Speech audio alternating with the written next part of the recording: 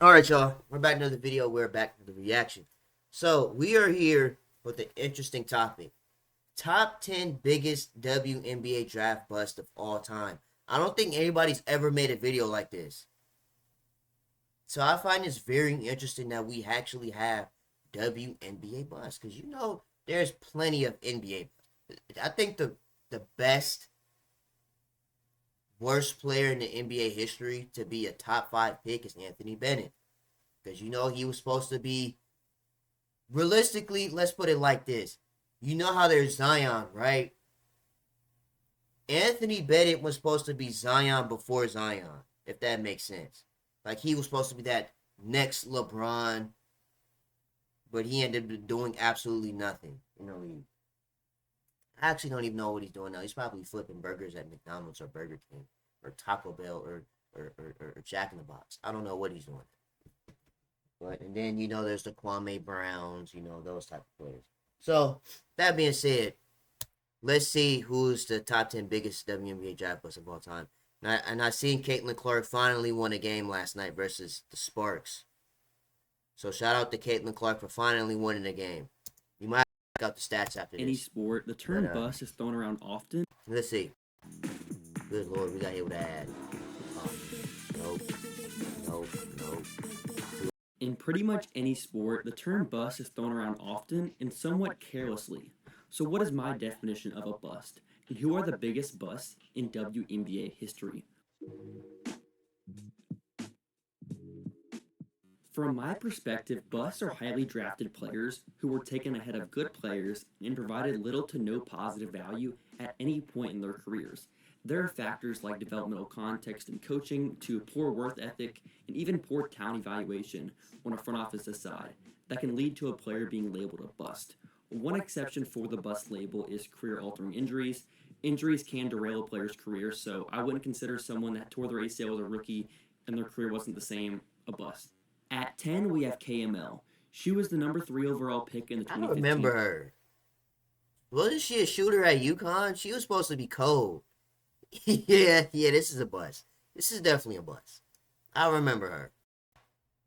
Like I said, if I'm not mistaken, she went to UConn. It was really like, for the NBA players out there, she was like, I don't know. I want to say Rashard Lewis. Because if y'all know Rashard Lewis, he was like one of those 6'8" shooters. Draft out of UConn. She was known I as a forgot she even existed. high-level shooter coming out of college, but she struggled to develop any secondary skills outside of shooting, and she also struggled to keep up with WNBA athleticism. She averaged 4.9 points, 1.1 rebounds, while shooting under 40% from the field and under 34% from three. So if she was known as a sharpshooter, shooting basically under 5 points a rebound and barely can make a shot. 34% from three is just not going to keep her on a roster. So she's out of the league pretty quickly. And some players she was drafted ahead of: Elizabeth Williams at 4, Cheyenne Parker at 5, Dearica Hamby at 6. None of these players are superstars, but they have made all-star teams and have been solid role players for almost a decade now. The 2020 draft went Sabrina Ionescu, Satu Sabally, and then Lauren Cox. Those two names are bona fide superstars, but for Cox, she averaged 2.9 points, 3.0 rebounds, and shot under 40% from the field. And she looked like she's 7'3" in this picture, too. Yeah, that's crazy. 41 games, started one game, and she's now out of the league. She played one game with the Sun in 2023 and is a pretty solid starter in Europe, but definitely a disappointing WNBA career. Imagine if Indiana had someone different, like even Kennedy Carter, Ty Harris, Crystal Dangerfield. None of these players are superstars, but Carter has shown the ability and the upside of an all-star level player. And then for Harris, she is one of the best off-ball players in the league. And then Dangerfield is also a super productive point guard, makes quick decisions, and has stayed on rosters for some years now. Charlie Collier was the number 1 pick in the 2021 draft out of Texas by the Dallas Wings, and she is without a doubt the worst number 1 pick in league history. So you might be asking, why isn't she higher on this? Oh, yeah, this is nasty work. She was picked number 1, averaging 3 points and 2 rebounds? So what was you doing getting Carter? Like, I'm not understanding this. Like, how are you so good in high school and college? When you make the pros, you do absolutely nothing. This is the dream. Especially going number 1.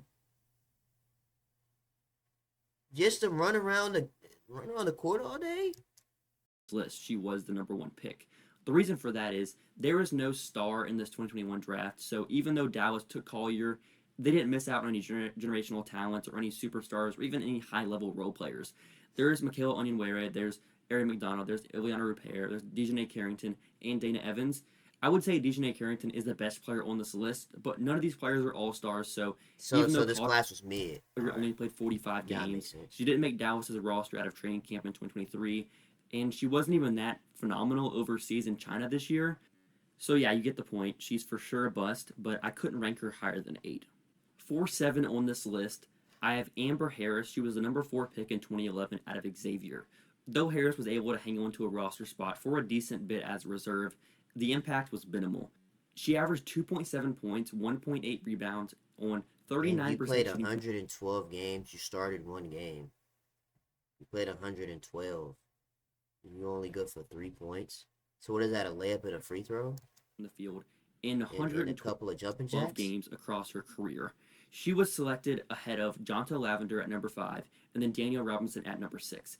Lavender was a one-time All-Star and played over a decade in the league. And then for Robinson, she's 11th all-time in career assist and was a 3-time All-Star as well. At 6 on this list, I have Elena Coates. She was the number 2 pick in the 2017 draft out of South Carolina. I made a full video on this trade and how it nearly happened, but Coates was nearly traded for Kelsey Plum.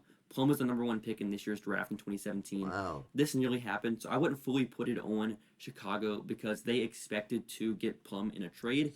So she was about to be traded for a consistent all-star player to do absolutely nothing. That's interesting. It fell through, so they had to go with their second option, and that was Coates. So even though it wasn't fully their fault, it was still a bad pick considering who was on the board. Coates is at best a third big, maybe the last player on your roster or someone you bring in on a hardship contract, but not a number 2 pick level player. She was selected ahead of Alicia Gray, who was an all-star this past year. I was trying to think of who could you compare to in the NBA? Or Nia Coffey. That sounds very below mid. Role player. To be the third option center is below me. Tori Walker-Kimbrough, solid role player as well. Brittany Sykes, one of the best defenders in the league. And then Bree Jones as well has been a 6th player of the year and has also made an all-star team. So she should have been out here hooping. That's great. Those are some very good players. At 5 on this list, I have Sandora Irvin, the number 3 pick in the 2005 draft out of TCU. That's crazy. I understand why she was viewed as this top 3 pick. She averaged 20 points, 12 rebounds, and 7 stocks as a senior at TCU. In her WNBA career, she averaged 1.7 points, 2 rebounds on 33.3% shooting. I'm just saying, this goes on in the NBA too, though. How are you just so good in college? You get to the league, you do absolutely nothing. The field. I mean, again, I say this in every WNBA video, even in NBA. This is the pros. It's not sweet in the pros, bro. You have to actually put in work to be remembered. She was selected. It's like the last video Fly said. Nas Reed is a consistent casual, but nobody's going to remember him in 5 years. Sancho Little and Tamika Johnson. Little was a 2-time All-Star. This is a prime example. You averaged 20. What did he say? As a senior at TCU, 5 draft out of TCU. I understand why she was viewed as this top 3 pick. She averaged 20 points, 12 rebounds, and 7 stocks. Yeah, 20, 12, and 7. And you get to the league, you put a couple of a layup and a couple of jumping jacks. As a senior at TCU.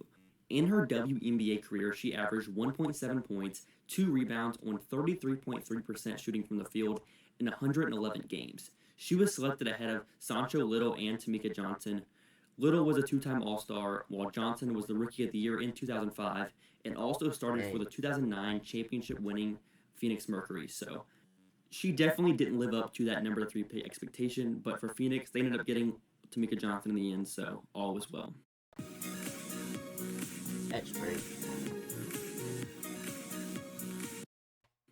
At 4 on this list, we have Chandy Jones. She was the number 8 pick in the 2004 draft out of Houston. Detroit was actually so confident in her as a prospect that they traded up to 8 to get her, albeit looking back at it now, they didn't give up any real assets. but she averaged 4.9 points, 1.5 rebounds on 38% shooting from the field in 68 games. But actually, she played some years after this, after she left Detroit, but she only played 31 games one season with Detroit before she was traded, and she was selected ahead of Ebony Hoffman, who was the number 9 pick, and Rebecca Brunson, who was picked at 10. Hoffman was a very solid starter for a long time, but the big miss was Brunson. She went on to win 4 WNBA championships, make 5 All-Star teams, and 7 All-Defensive teams with Sacramento and Minnesota. Lisa Willis was the number 5 Oh man, that's pick in the 2006 yeah, that made her seem like an L pick. Chandy Jones. draft out of That made her UCLA. seem like an L pick if Rebecca Brunson was doing that. She played 32 games for her hometown team before being traded early into her second season for pretty much nothing. She averaged 4.5 points, 1.6 rebounds, on under 40% shooting from the field in 84 career games. She was selected ahead of Candace Dupree, who was an all-star as a rookie and is 6th on the all-time leading scorers list. It's That crazy name does sound familiar, though. when you consider what LA could have been this year. LA was a top 4 She seed does in sound 2006, so they were a good team, and they eventually lost in the conference finals. But imagine if they had Dupree as well, along with Lisa Leslie, they could have been extremely, extremely good. Evelyn Akator was the number 3 pick in the I don't know who 2017 this draft is. out of Kentucky. She was drafted by Oh my Dallas in the same gosh. You went number 3, did not even. How is this even possible? You just get a free throw?